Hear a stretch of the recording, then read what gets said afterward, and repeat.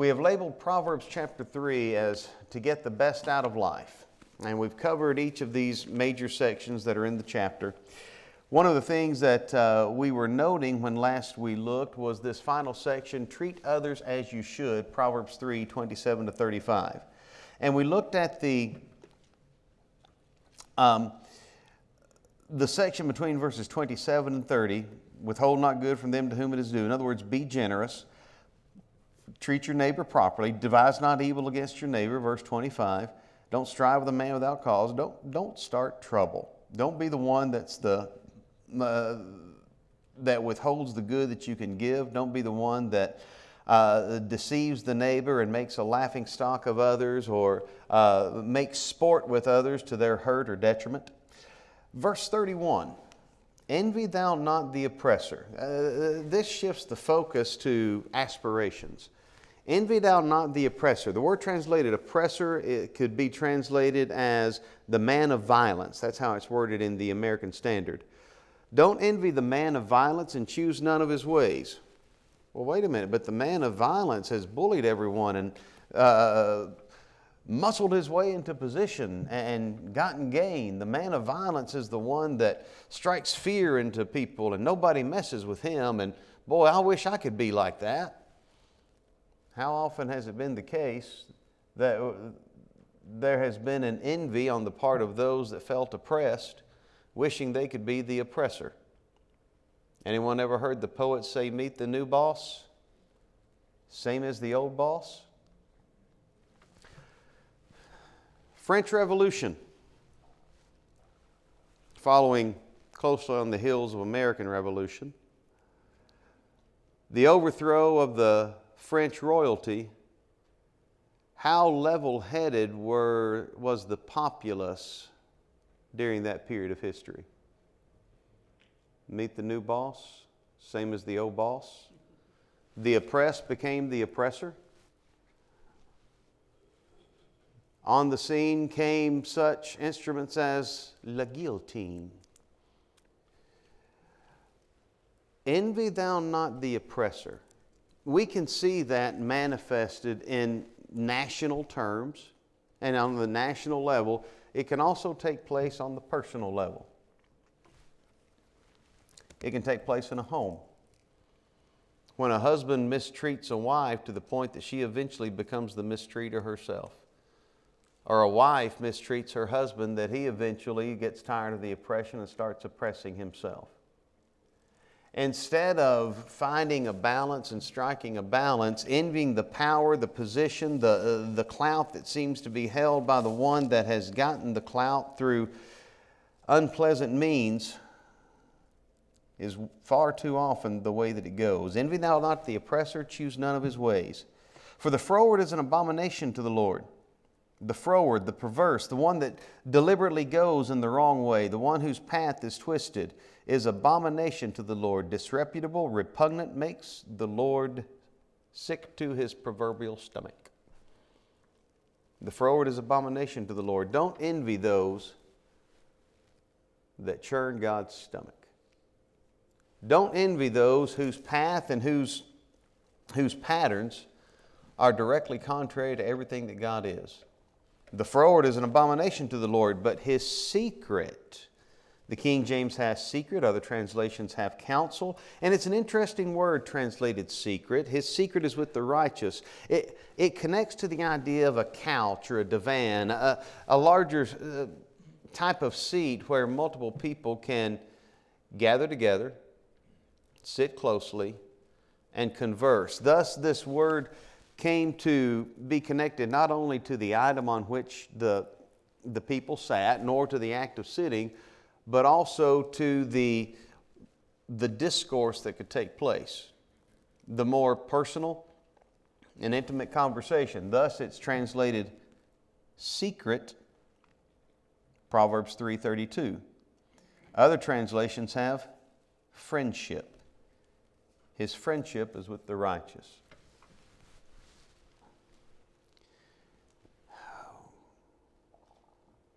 We've got to be careful. We've got to be careful when we look around the church and we see people that we think are wielding influence And there are so many people that it can happen in individual congregations. It can happen in an area. There are people with a Diotrephes mindset, see 3 John, that wield their power and their influence, and they bully and they berate and they push others around. And that begins to be what everyone else aspires to be, because, well, I'd rather be the bully than the bullied. We have to be careful to be willing to look at some people that seem to have prominence and influence and be willing to say, I don't want that. That's not how it ought to be.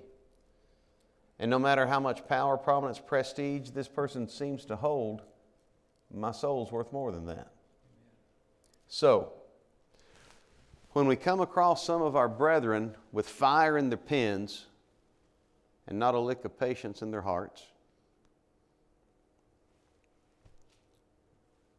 if you ever hear your preacher acting that way, jerk a knot, straighten him up. Because I would much rather be the one that's able to say that I'm able to enjoy that divan, that couch, seated with God, than some sort of a seat of prestige and power. We're all susceptible to it. And sometimes we don't even realize we've done it. So, the counsel given here, don't envy that oppressor, don't choose his ways. Sometimes the oppressor needs his eyes open to realize what he's doing. The froward is abomination to the Lord. His secret, his friendship is with the righteous. The curse of the Lord is in the house of the wicked. What are they going to get? God's curse. But he blesseth the habitation of the just. The habitation of the just is an idea that refers not just to the dwelling, the settlement, but the idea of the pasture ground. This is all that belongs to the just. It's a different kind of life. Keep in mind, we've said to get the best out of life, and that's exactly what continues to be described. Do we want God's friendship, or do we want the punishment? Do we want to be an abomination to Him, or do we want Him to bless our habitation? Verse 34, surely He scorneth the scorners, but He giveth grace unto the lowly. He scorneth the scorners, but He giveth grace unto the lowly. This concept is cited by James 4:6. It's repeated by Peter, 1 Peter 5:5. When Peter told the brethren, younger, submit yourselves unto the older, likewise all of you be subject one to another. Be clothed with humility, for God resists the proud, but He gives grace to the lowly. Jesus used a similar principle, and He had to use it with the Pharisees repeatedly. Luke 14:11, Matthew 23:23, Luke 18, when He spoke of that Pharisee that had gone up to the temple to pray, Lord, I thank You that I'm not like other men. Jesus closed that illustration by saying, God resists, whosoever exalts himself shall be abased, but he that humbles himself shall be exalted. Same principle. God resists the proud, but He gives grace to the lowly. All that's relevant because of this. Proverbs 3:34 almost becomes a cliche in the mind of the religious person. God resists the proud, He gives grace to the lowly. If any religious folks ever walked the earth, we'd call them the apostles. But they didn't get this. It didn't resonate with them.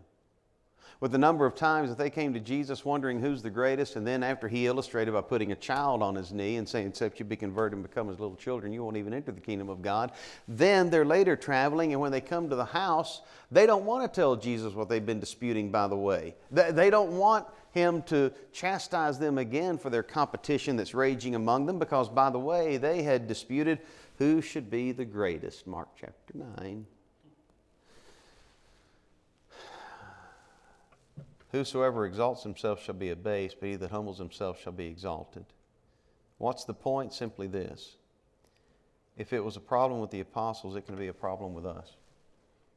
If it could be a problem with the apostles, even when they seem to have the best of intentions, it can be a problem with us. And so this exhortation that's given at the end of Proverbs chapter 3 pertaining to treat people the way you should, it's not only talking about don't walk around shooting people in the kneecap.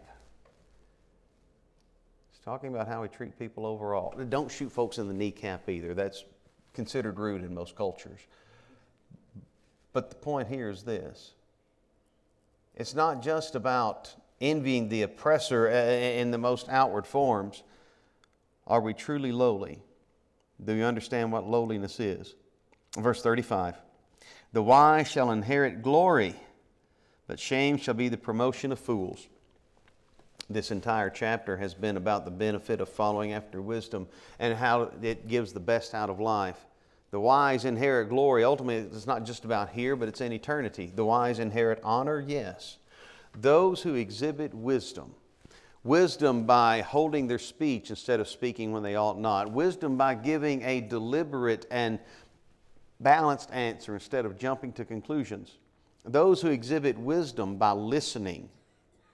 Those who exhibit wisdom by being patient.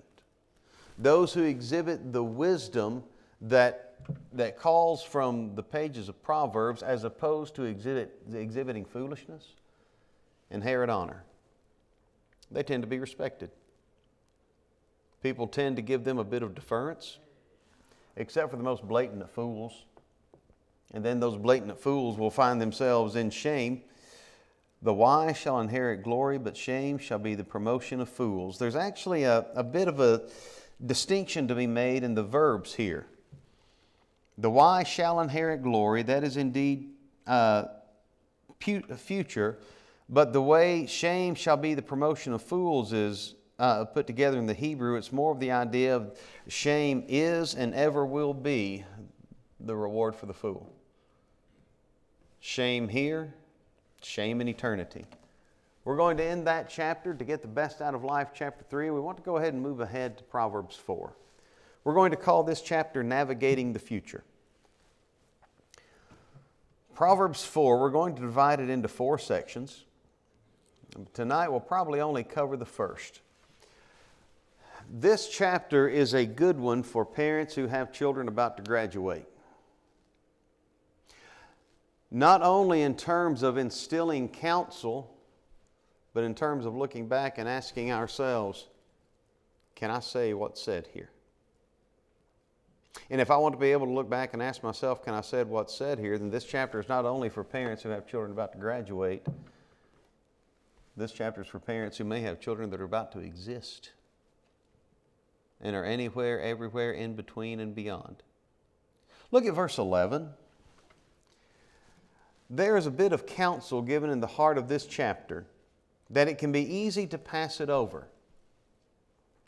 But there's a sentiment conveyed in verse 11 that is actually at the heart of everything else said. I have taught thee in the way of wisdom. I have led thee in right paths. The idea is I have set thee on the course of rectitude. I've given you a good start. Parents, can we always say that?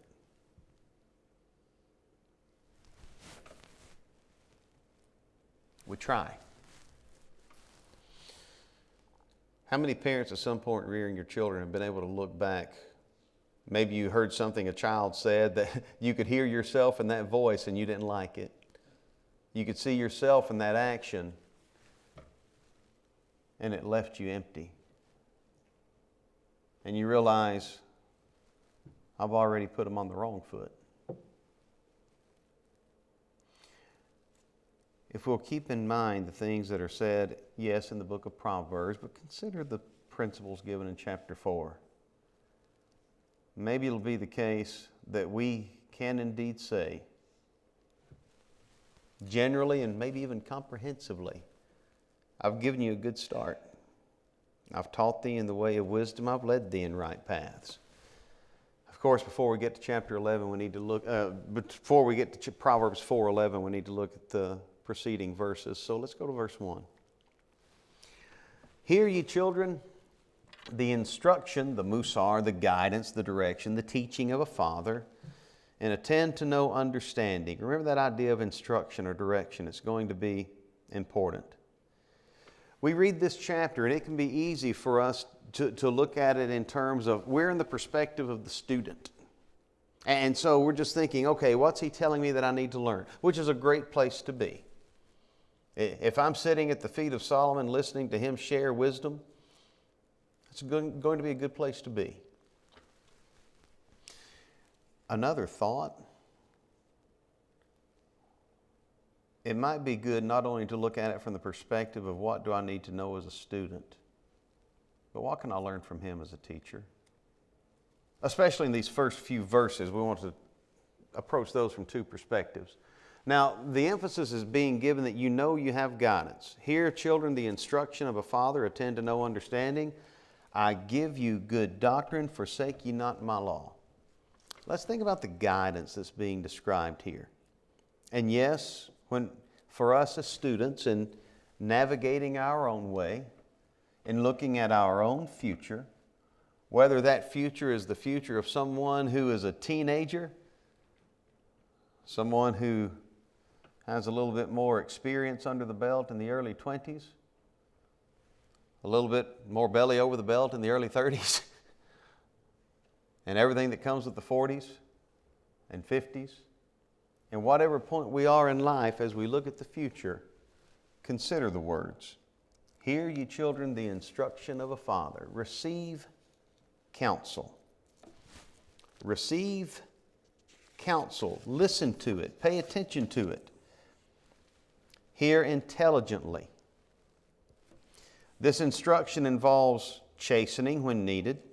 Hear the instruction. It can be chastening, it can be guidance. Hear involves the idea of pricking the ears. Hear, ye children, the instruction of a father, and attend to no understanding.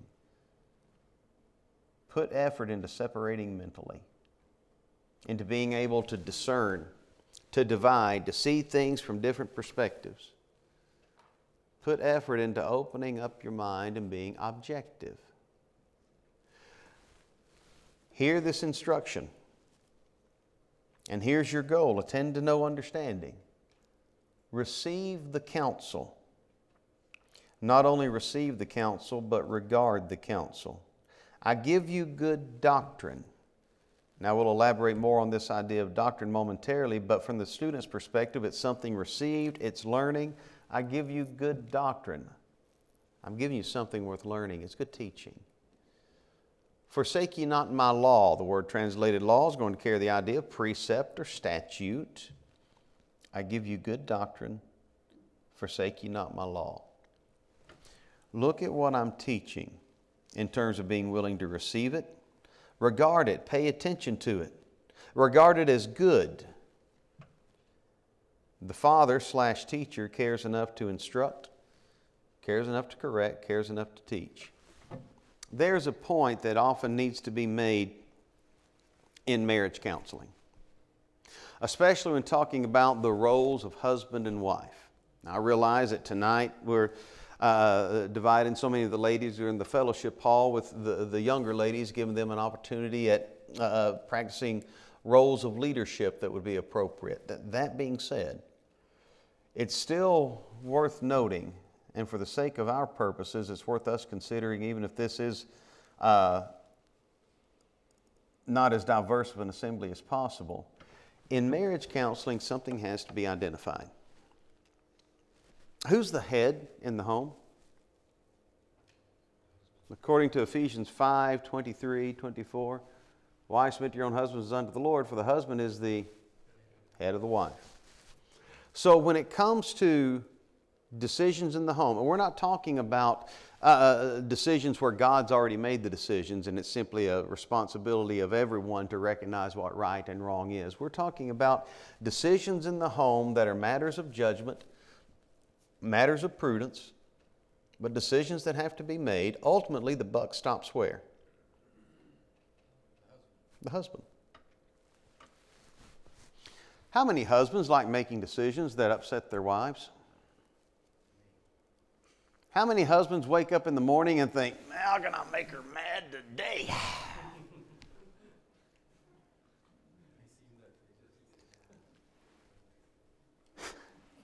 Here's our point.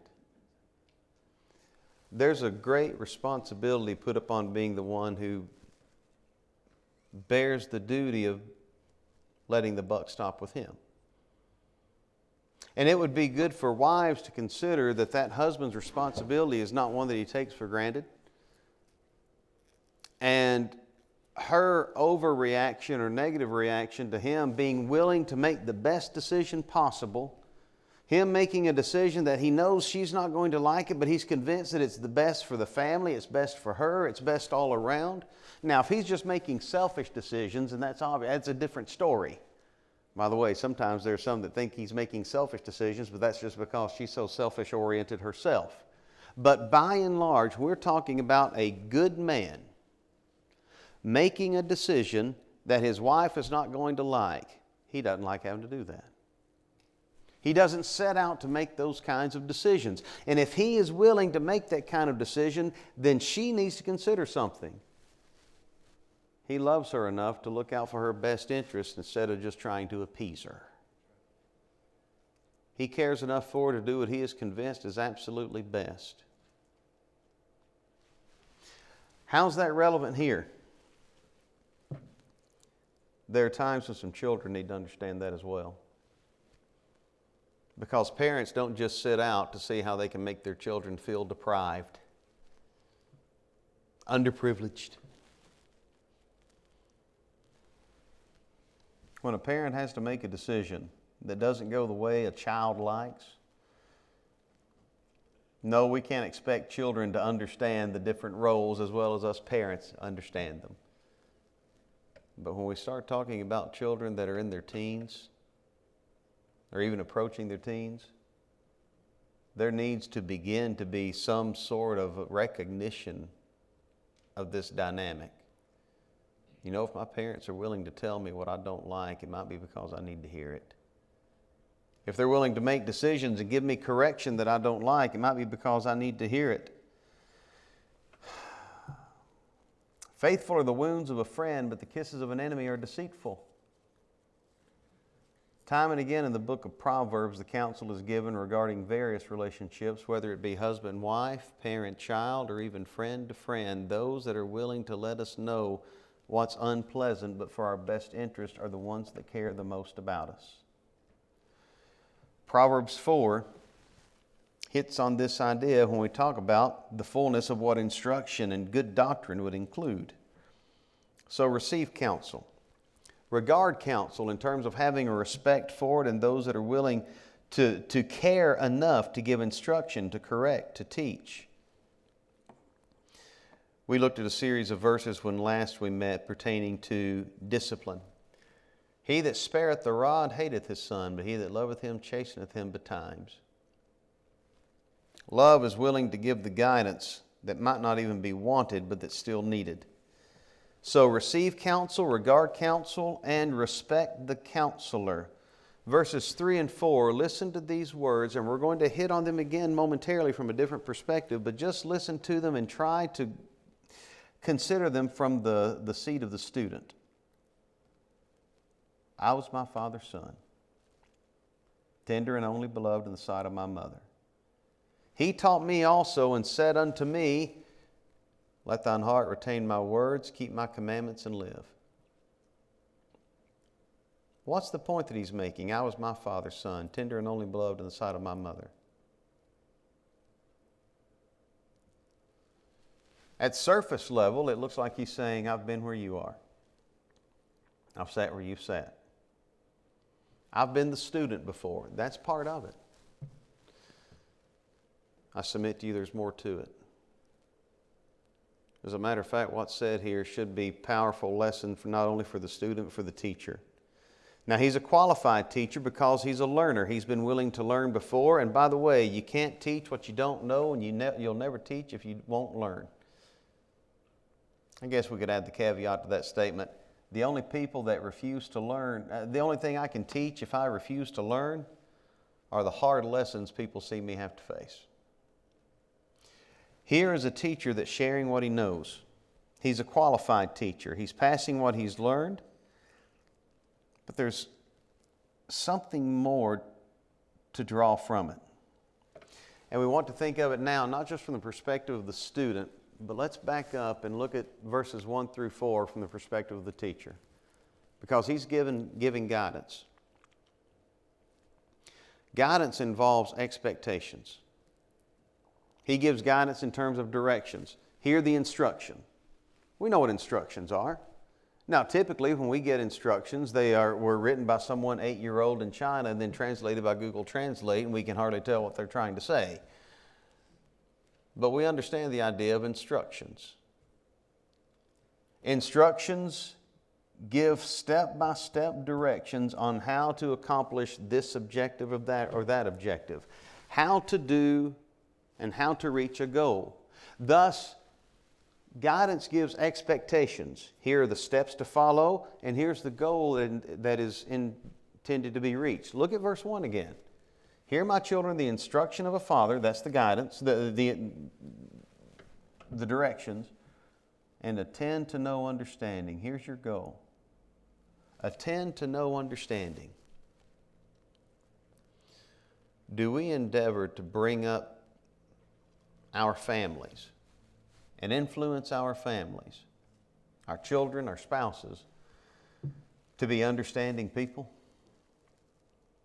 To be people that try to look at situations from the perspective of all involved, if at all possible? Or do we bring up our families to be bullheaded, hard-headed, stubborn, unseeing, and oppressive?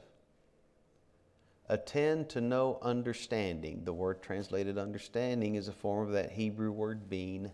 It's that mentally dividing. That's the goal. What's your goal? Do we have that goal set out for the next generation? To be able to look at life with a level of discernment? Not everyone has that. And here's the great challenge. There are folks that you know and respect that you've met in life because you thought they had it all figured out, and they did too.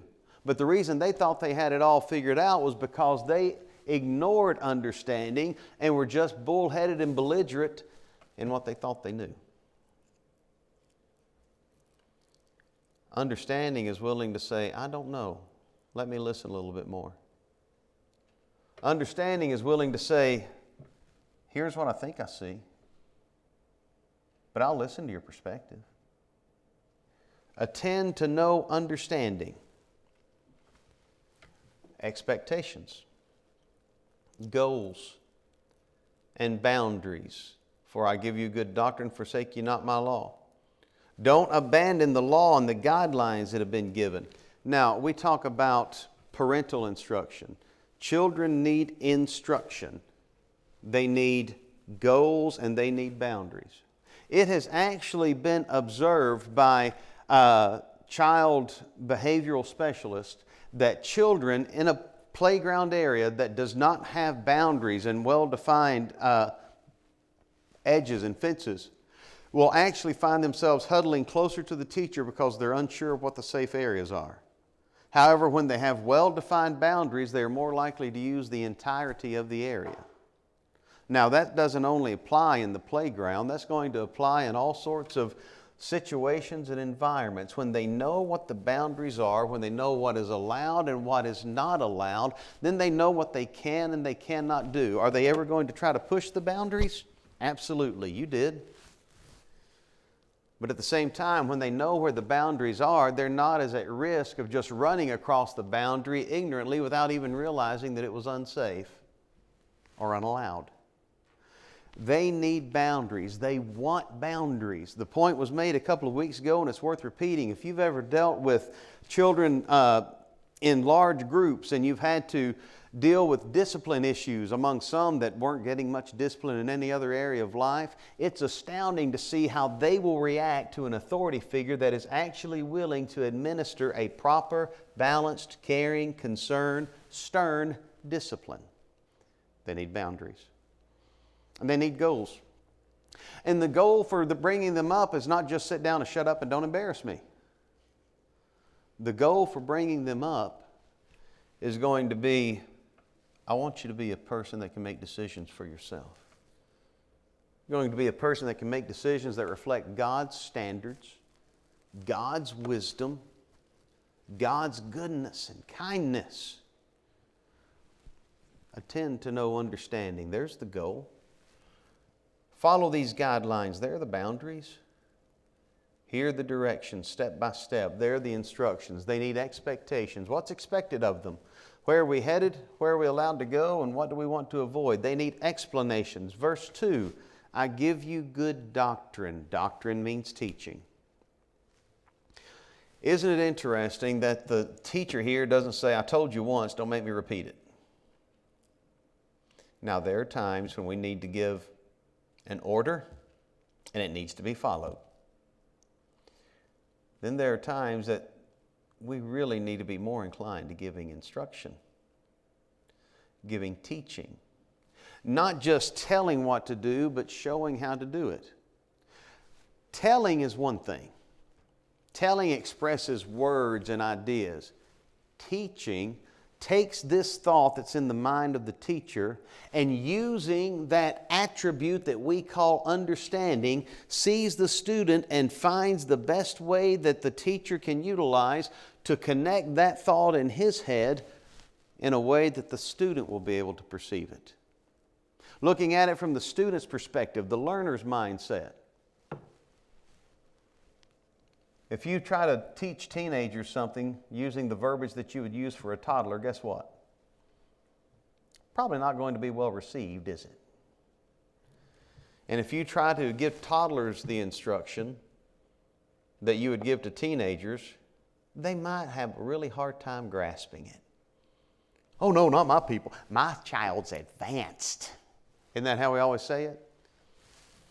They need approached in a way that they can learn. Teaching. Teaching doesn't just tell. Teaching instructs. Teaching instills.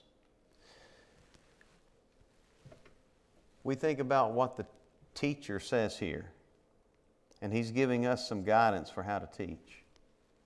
If we want to give guidance, then we need to give expectations. Not just say it and expect things to be done without having laid out the expectations and letting them be known. We need to give explanations. Not just say it and leave it on the table, but say it and answer questions. Say it and ask a few questions to make sure it's understood, especially when we're talking about the important ideas in life. And it's going to need encouragement. Proverbs 4:3-4. I was my father's son, tender and only beloved in the sight of my mother. He taught me also, and he said to me, my son, let thine heart retain my words. You keep my commandments and live. Here's what he didn't say. I had to put up with my dad's hot air too. He didn't say what he said from a perspective of a broken relationship with his father. He said what he said from the perspective of having admired the one that taught him. And he said it in a way that invited the admiration of the one that he was teaching. I used to be my father's son. I was daddy's boy. Just like you're daddy's boy now. Now we take a look at the full context. And yes, the teacher is not necessarily only teaching his son, but he's teaching a group of children. His point is this. There was a time when I was daddy's boy. There was a time when someone cared enough about me to teach me. There was a time when I was the apple of mama's eye, tender and only beloved in the sight of my mother. There was a time when she taught me as though I was the only one she had. She cared enough. There was a time that I was in your shoes, and my parents loved me enough. My instructors cared enough to give me the guidance I needed. Implicit in his statement is the way I care for you, I've received that care. That care can be hard to exhibit from a teacher that never received it. But the great tragedy is when that care is taken for granted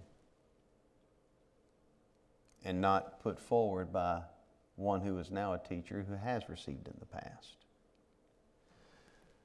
I was my father's son, tender and only beloved in the sight of my mother. There are those who never received it, who never felt like daddy's boy, mama's only.